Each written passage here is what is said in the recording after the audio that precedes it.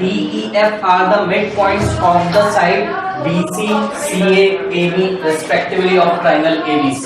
मतलब देखिए ये मेरे पास ट्राइंगल है A, B एंड C और आपको बोला जाता है D, E, F are the midpoints of BC, मतलब D किसका है? BC का मिड पॉइंट है, E CA का मिड पॉइंट है और F AB या BA का मिड पॉइंट है। ठीक है, इसका मतलब बोलो क्या होगा? AE किसके इक्वल होगा? EC के, BD किसके इक्वल होगा? DC के और BF किसके इक्वल होगा? F के। ठीक है, आपको बोला जाता है determine the ratio of DEF and ABC। DEF बनाना पड़ेगा, दिस इज DEF मतलब मुझे क्या निकालना है? Area of triangle DEF is to area of ratio निकालना है एरिया ऑफ ट्राइंगल ABC का। क्या आएगा? सुनिए ध्यान से, एक बात मैं आपको बता देता हूं कि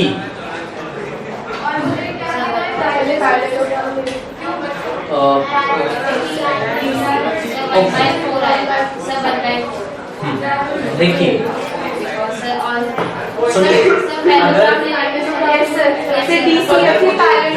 अगर मुझे DEF का रेशियो निकालना है AB के साथ तो सबसे पहले तो इनको क्या दिखाना पड़ेगा? सिमिलर। तो सिमिलर कैसे दिखाएंगे बताइए? देखिए FE जो है वो BC के क्या है? Since FE is parallel to BC, this implies that FE will also be parallel to BD। Why? BC के पैरेलल तो BC के पार्ट BD के भी पैरेलल हो। ठीक है, सिमिलरली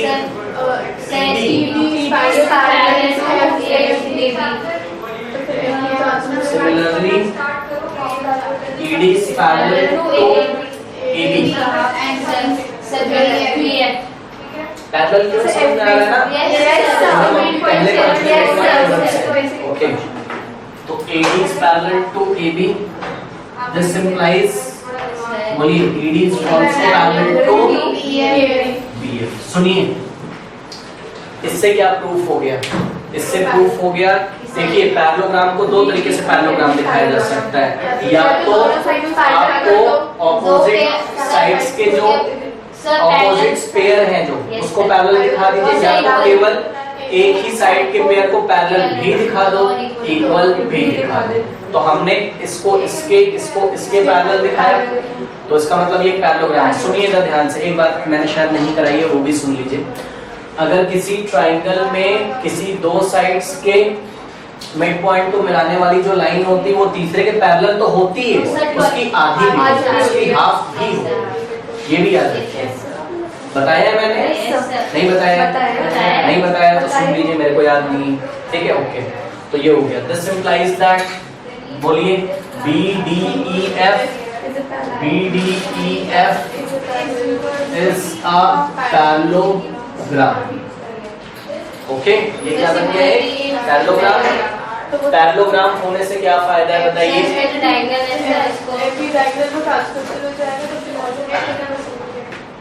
हमको ये वाला ट्राइंगल हमको बड़े वाले के सिमिलर करना है।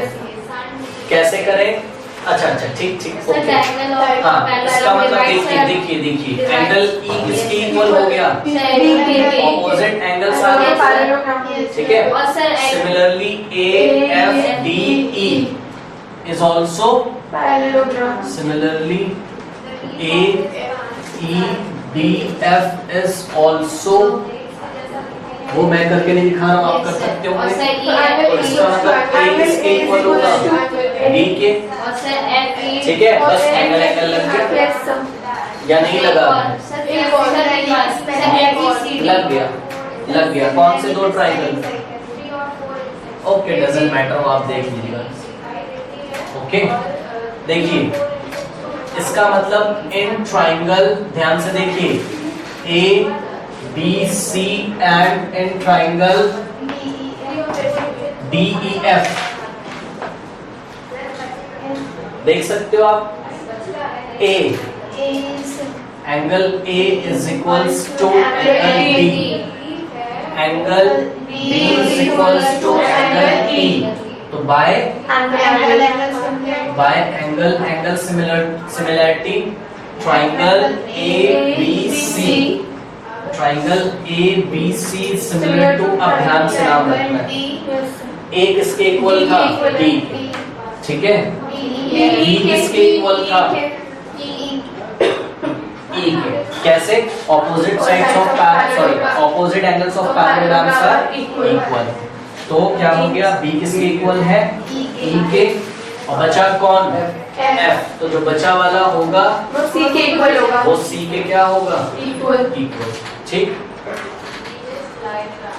अब दोनों ट्राइंगल अगर सिमिलर हो गए तो मैं एरिया का रेशियो निकाल सकता हूँ, ठीक। और एरिया का रेशियो मैं उससे निकालूंगा जिसकी मेरे को इंफॉर्मेशन है।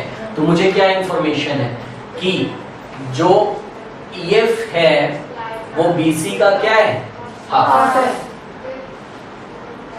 ओके,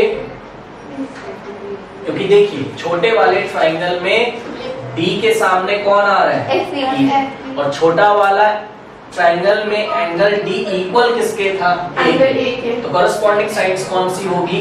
BC, ठीक है। EF के करस्पॉन्डिंग कौन होगी? BC, और आपने नाम तो ठीक लिख ही लिया है, वहां से आप देख सकते होंगे। ये मैंने ट्राइंगल का नाम गलत लिखा है छोटे वाले का, BEF ना, ठीक। हाँ देख लीजिए, वहां से भी समझ में आता है अपने को। क्या BC किसके करस्पॉन्डिंग है?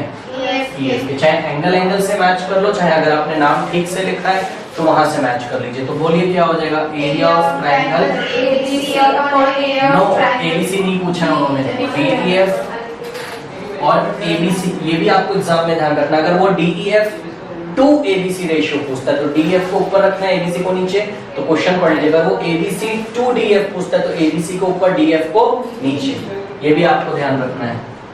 Find the ratio of the triangle, find the ratio of the areas of the triangle DEF to ABC। ऐसे बोलता हूं, कभी-कभी क्या बोलता है? ABC टू, तो आपको ध्यान रखना, जो पहले बोलेगा उसको ऊपर रखेंगे न्यूमरेटर में। हाँ, तो ये कॉरेस्पॉन्डिंग साइड्स कौन सी लेंगे? EF का स्क्वायर अपॉन BC का square. But we know that, यहाँ से देख लीजिए EF किसके इक्वल था? यहाँ मैं कर दे रहा हूँ, EF किसके इक्वल था? BD के। This implies EF is equal to BD किसके इक्वल था? हाफ ऑफ BC के, ये इधर चला जाएगा तो 2 times EF is equal to BC। Now squaring on both side, तो 4 EF का square is equal to BC का स्क्वायर, ठीक है। तो BC का स्क्वायर की जगह कितना रखेंगे? 4 EF का square. EF square gets cancelled, answer is 1:4।